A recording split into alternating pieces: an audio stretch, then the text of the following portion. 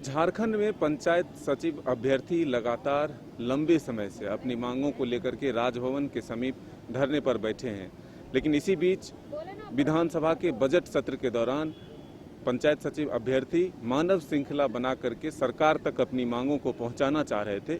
इस दौरान कई जो अभ्यर्थी हैं वो घायल हो चुके हैं और जो अन्य अभ्यर्थी हैं वो फिलहाल राजभवन के समीप बैठे हुए हैं। इनसे ही हम जानते हैं क्या बात थी जो आप लोगों के खिलाफ लाठी भी चली, अब मामले भी दर्ज कर दिए गए।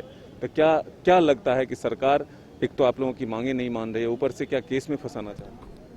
हाँ, हम लोग के कुछ साथी के ऊपर प्राथमिकी दर्ज किया गया है और उन्होंने ये बोला है कुछ लड़कियों के ऊपर प्राथमिकी दर्ज करते हुए कि उन्होंने पुलिस प्रशासन के साथ बदतमीजी किया है, क्योंकि जब गुलाम को चोट लगा था उसका सर फट गया था और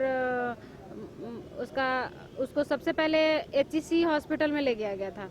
वहाँ पे थाना प्रभारी प्रवीण कुमार पहुँच करके और डॉक्टर से ये बोलना चाहे कि पहले रिपोर्ट के बारे में पूछे, फिर ये बोले कि क्या है, तो उन्होंने बोला कि हम रिम्स रेफर कर दिए हैं, ये बोला। तो उन्होंने बोला कि आप यही गलती करते हैं, ऐसा आपको नहीं करना चाहिए था।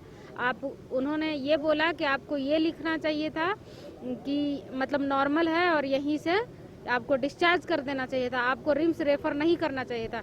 इसी बात पे उनको बोला गया कि आप इस तरीके का कैसे दबाव बना सकते हैं, काफ़ी चोटें आई हैं और बैक में पेन था, उठ नहीं पा रहा, बैठ नहीं पा रहा है। वो स्थिति को देखते हुए वो रिम्स रेफर कर दिए और आप दबाव बना रहे हैं। यही सब बात बोलने के क्रम में उन्होंने ये धारा लगा दिया कि पुलिस प्रशासन के साथ बदतमीजी किया गया, जबकि हम लोगों ने कोई बदतमीजी उनके साथ नहीं की, क्योंकि ये हमारा हक था। आप डॉक्टर के साथ इस तरीके का दबाव कैसे बना सकते हैं? और उन्होंने डॉक्टर पे दबाव बनाने का कोशिश किया कि आप रिम्स रेफर आपको नहीं करना चाहिए था। क्या लगता है आवाज दबाया जा रहा है आप लोगों को? बिल्कुल, हम लोग का आवाज़ दबाया जा रहा है कि अगर आप लोग हक मांगने आइएगा तो अब आप लोग पे प्राथमिकी दर्ज किया जाएगा इस तरीके से। तो हम लोग ये कहना चाहते हैं कि हम लोग को प्राथमिकी दर्ज कीजिए।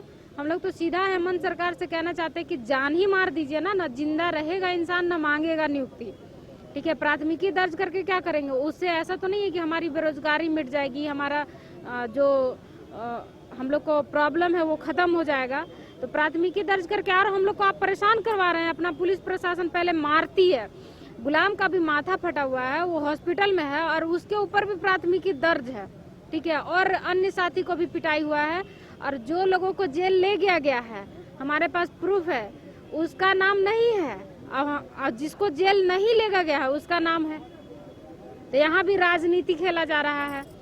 जैसे कि मेरा भी नाम है, तो हमको तो जेल नहीं ले गया है, हम तो हॉस्पिटल गए, एचईसी हॉस्पिटल से उसको हम रिम्स में भर्ती करवाए और फिर पुलिस प्रशासन कहती है कि हमारे साथ बदतमीजी किया गया।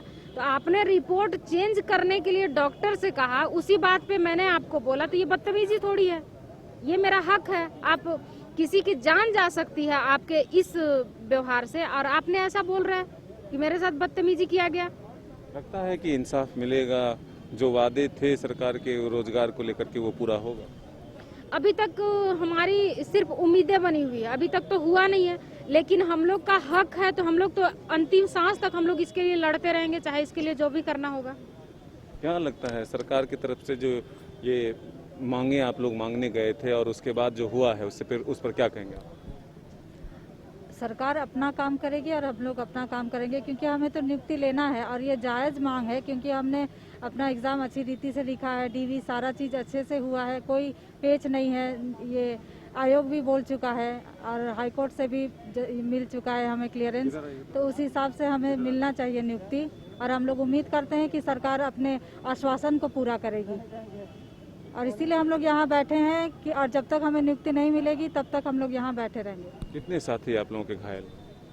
कितने साथी घायल वो मुझे उतना मालूम नहीं है। गुलाम को बहुत ज़्यादा चोट लगा है और बाकी का उतना पता नहीं है अभी। गुलाम ठीक है अभी? हाँ ठीक है वो। तो क्या करेंगे आगे? आप लोग लड़ते रहेंगे जब तक मांगे नहीं आए? हाँ, जब तक हमें नियुक्ति नहीं दी जाती है तब तक ये धरना प्रदर्शन ये चलता रहेगा।